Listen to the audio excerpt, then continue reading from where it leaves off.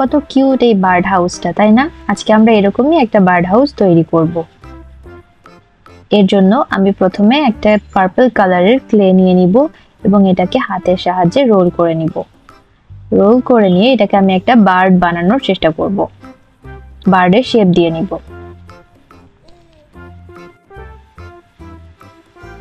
Shape দেওয়া হয়ে গেলে আমরা একটা পিঙ্ক কালারের ক্লে নিয়ে সেটা দিয়ে ডানা বানিয়ে নিব।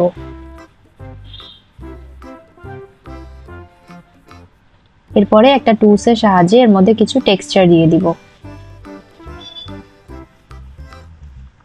যাতে এটা দেখতে পালকের মতো মনে হয়। এবং এরকম একটা টুলসের সাহায্যে আমরা কিছু পশম বানিয়ে দিব।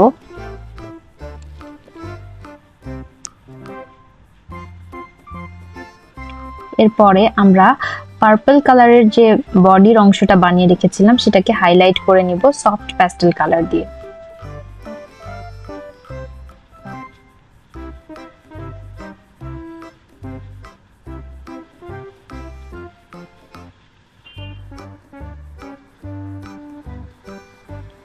এরপরে গ্লুর সাহায্যে আমরা এই ডানাটাকে সেট করে দিব এবং ডানাটিতেও একটু হাইলাইট করে নিব।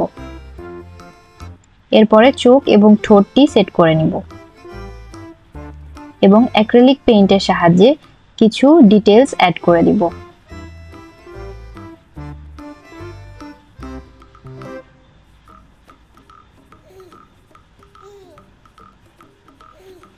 এরপরে আইবলটা বসিয়ে দিব একটা ডটিং টুলসের সাহায্যে। এরপরে হলুদ রঙের কয়েকটি ক্লে নিয়ে একটি ফুল বানিয়ে নিব।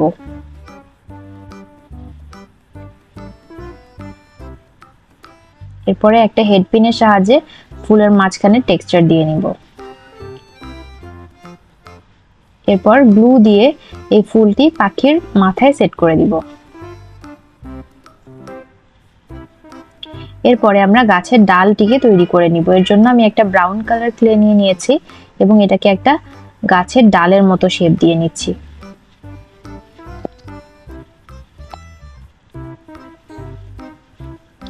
এরপরে একটা টুলসের সাহায্যে আমরা এই গাছের ডালের উপর কিছু কাঠের টেক্সচার দিয়ে নিব।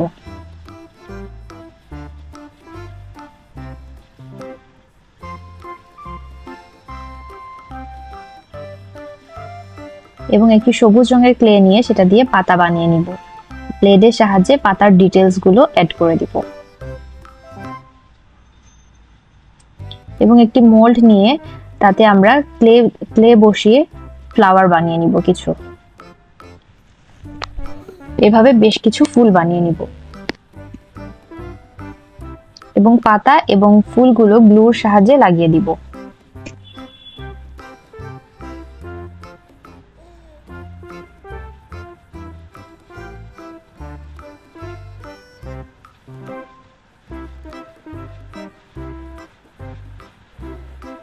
এরপরে আমরা হাউসটি বানিয়ে নিব। হলুদ রঙের একটা ক্লে নিয়ে আমরা হাউসের শেপ দিয়ে নিব।